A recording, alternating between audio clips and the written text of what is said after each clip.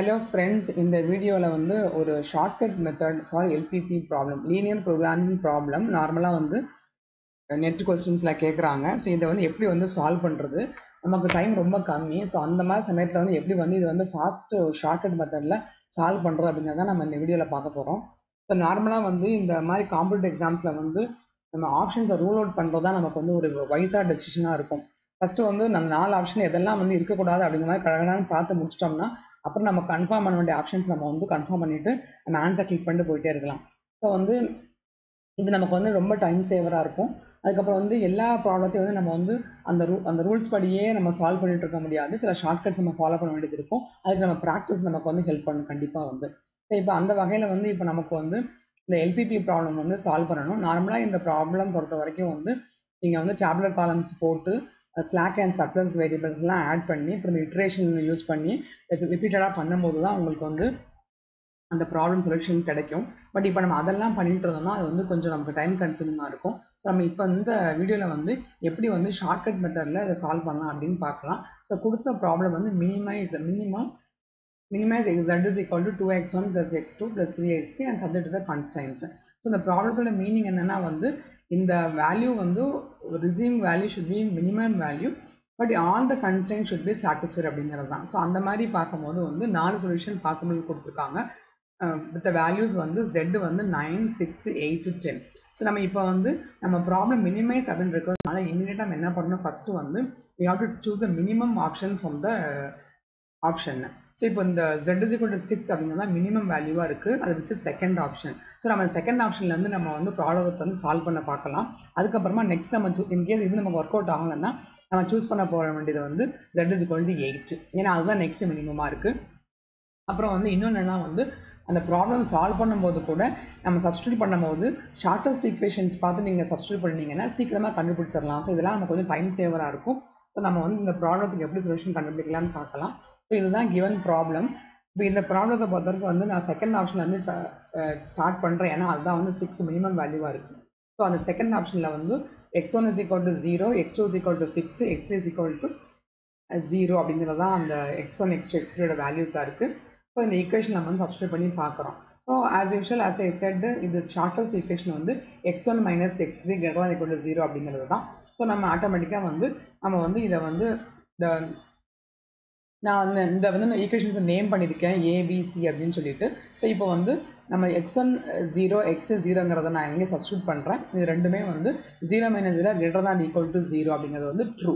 Equal to condition இருக்கிறனால அது true. So இப்போ ஒன்ஸ் ஒரு ஈக்குவேஷன் சாட்டிஸ்ஃபை ஆனால் மட்டும் நம்மளால் சொல்யூஷன் சொல்ல முடியாது. All the constraint should be satisfied. So நான் என்ன பண்ணுறேன், நெக்ஸ்ட்டு வந்து ஈக்குவேஷன் ஏயோ பியோ நான் எடுத்துக்கிறேன்.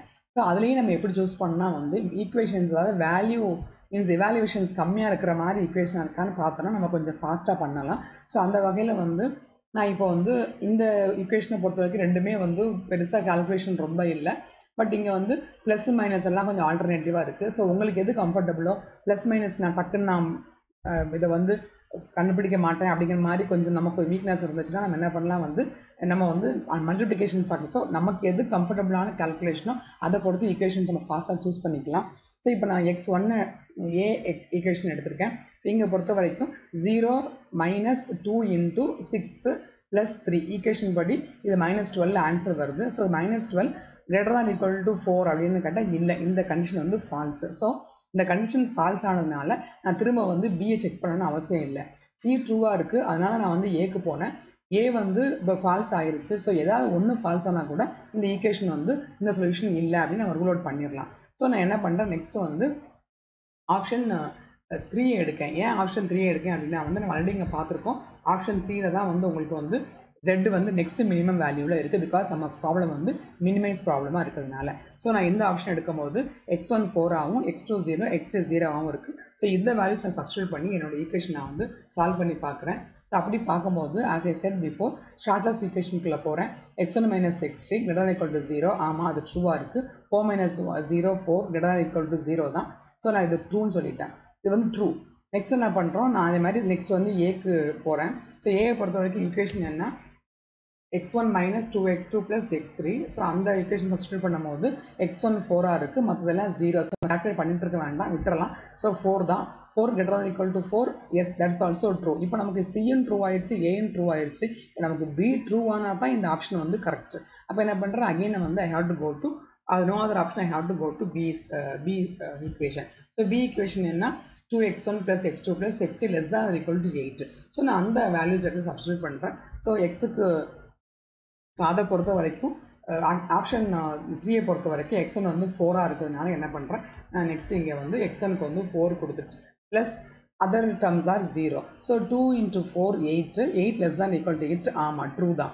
ஸோ இப்போ ஈக்குவல் டு ஆப்ஷன் இருக்கிறதுனால இந்த கண்டிஷன் ட்ரூ ஆகிடுச்சு. ஸோ என்னுடைய இந்த சொல்யூஷன் ஆப்ஷன் 3ல வந்து சிஎன் ட்ரூவாக இருக்குது, ஏஎன் ட்ரூவாக இருக்குது, பிஎன் ட்ரூவாக இருக்கும்போது கண்டிப்பாக இந்த ஆப்ஷன் தான் வந்து சரியான ஆப்ஷனாக இருக்க முடியும்.